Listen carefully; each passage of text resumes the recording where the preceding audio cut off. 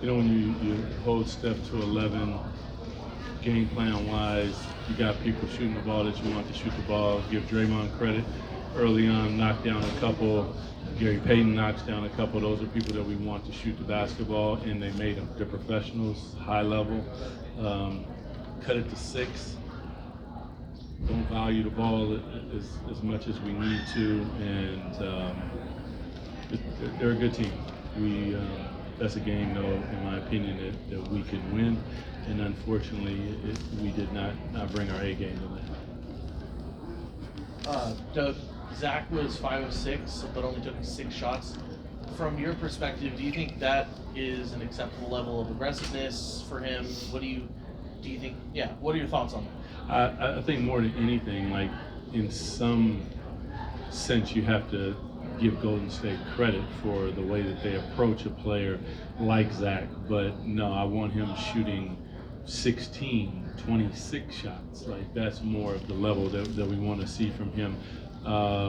But at the same time, you have to give them credit. They were physical with him.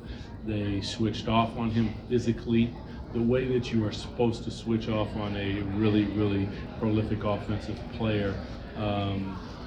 And for him, I'm sure he's going to be upset, and I'm hoping that he brings his game at an even the same efficiency, but a higher level tomorrow. Coach, the Warriors made 11 of their first 17 shots behind the arc, first 15 minutes. What did you contribute to that? But later on, you did get a handle on it. But that start was. I mean, those are the guys. Like you're gonna take something away from them, and we were taking Steph away. And those guys who knock those shots down, you're open for a reason. Like we want to see if you can make those shots. Now, some of them were we need an extra rotation, and I was flagrantly upset with our guys for not rotating an extra rotation, even if it's a shooter that we want to have the basketball and shooting the ball. But like I said, listen, Draymond is a Hall of Famer. You got to give him credit. He's going to knock down shots, and first of all, that he has the guts and the confidence to take those shots, whether they go in or not. Gary Payton comes in, knocks down some, Buddy finds his way. Like those were the guys that you want to take it away from Steph. We did that. Those guys are shooting the basketball, and if they're shooting it like that, they're hard to beat. Coach, obviously this was a frustrating loss, one you felt like you guys could get, but with the season dwindling down, what is the message to the guys, going into close the season with a tough stretch coming? Really more than anything is stay present and watch what's in front of you. And as soon as this game is over, it's over. We have to flush this, and we have to squarely look at Phoenix and figure out a way to go get a W. They're not going to get any easier. These are high-level teams towards the end of the season trying to find their way as far as rotations and flow and a lot of different things. So they're going to be playing. And we'll find a lot out about ourselves at the same time. So the next opponent is up as the Phoenix Suns. Be ready to roll in less than 24 hours. Doug, before these last 2 games, the starts were really good and really consistent for your team. These last 2 that kind of slowed down, I think some people might see Malik's return and question that aspect of it.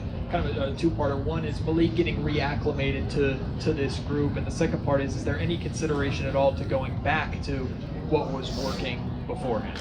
No, because we've won a lot of games with Malik in that position. I think that injuries and like when you guys look at it as like this present iteration of what happened.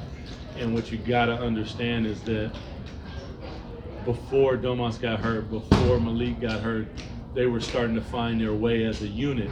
And once a guy gets hurt, you bring him back, you got to trust them. You got to let them find their game. And it's unfortunate that it's happening at this time. We're going to go the same thing if Domas plays tomorrow.